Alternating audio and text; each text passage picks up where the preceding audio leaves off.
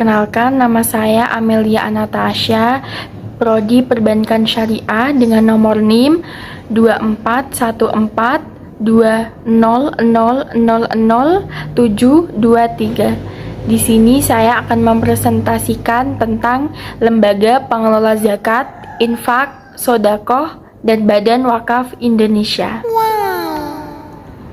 Apa sih Lembaga Pengelola Zakat, Infak, dan Sodakoh itu?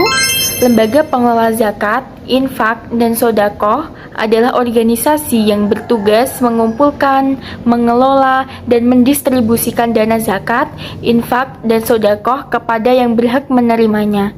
Dana-dana ini kemudian disalurkan dalam berbagai program seperti bantuan sosial, pendidikan, kesehatan, dan pemberdayaan ekonomi. Nah, apa sih tujuan utamanya? Yang pertama yaitu mengelola dana zakat, infak, dan sodakoh secara profesional dan transparan. Maksud dari transparan itu nanti bisa dipertanggungjawabkan.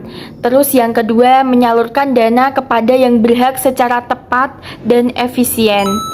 Yang ketiga, memperkuat ukhuwah Islamiyah dan meningkatkan kesejahteraan umat. Nah, selanjutnya itu pengertian zakat, infak, dan sodakoh. Apa sih pengertian dari zakat? Zakat yaitu bagian tertentu dari harta yang wajib dikeluarkan oleh setiap muslim apabila setelah mencapai syarat yang ditetapkan. Yang selanjutnya, pengertian infak yaitu pemberian atau sumbangan harta untuk kebaikan.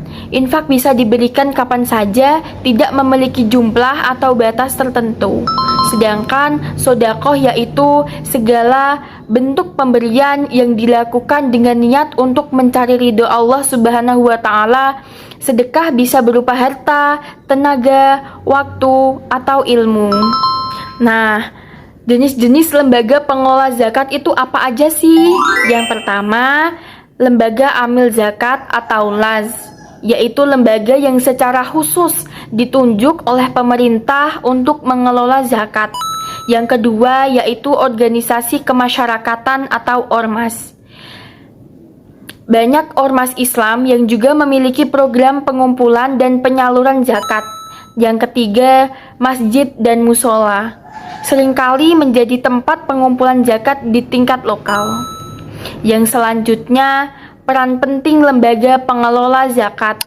Ada 3 poin yang saya ambil, yaitu menjadi jembatan antara muzaki, pemberi zakat, dan musahik, penerima zakat.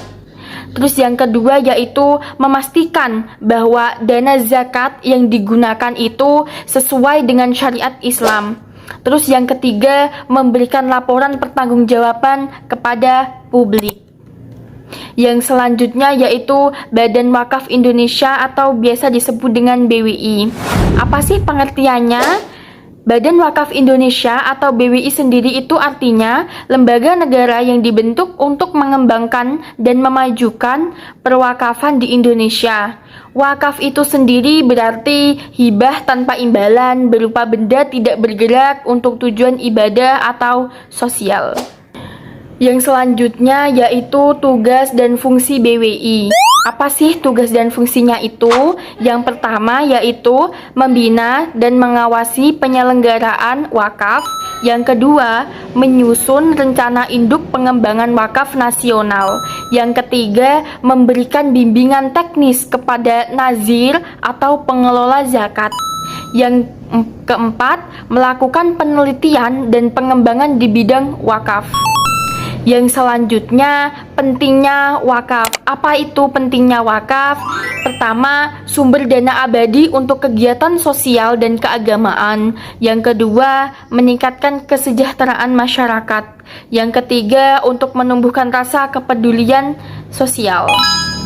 Mungkin cukup sekian presentasi yang saya dapat sampaikan.